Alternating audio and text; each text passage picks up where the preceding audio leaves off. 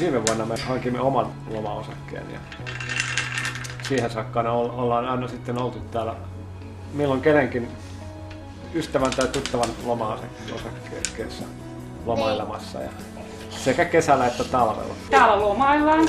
Meillä on täällä sukulaisia ja ystäviä, niin joka tapauksessa täällä päin lomaillaan. Ja sitten on kiva, että on tämmöinen oma tukikohta.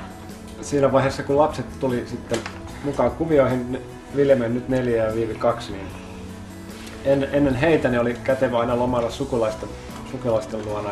Mutta nyt kun lapset tuli, niin on mukavampi sitten olla täällä omassa loma-osakkeessa ja pyytää aina sukulaiset meille kylään.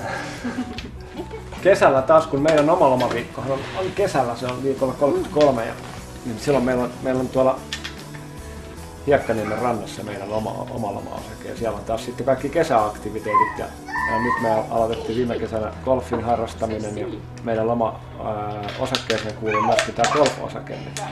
Et omalle mökille kun meet, niin siellä alkaa ensimmäisenä ne mökin työt ja touhut. Tänne on hirveän helppo tulla. Täällähän tullaan valmiiseen pöytään ikään kuin. Että täällä on kaikki aina valmiina, voi aloittaa lomailun ihan saman tien kun astuu ovesta sisään.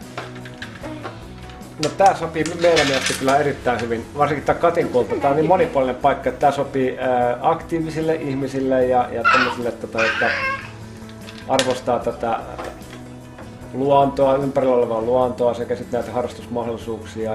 Ja tää on niinku todellakin niinku ympärivuotinen lomapaikka. Ja todettiin se just, että kuinka kätevää se onkaan.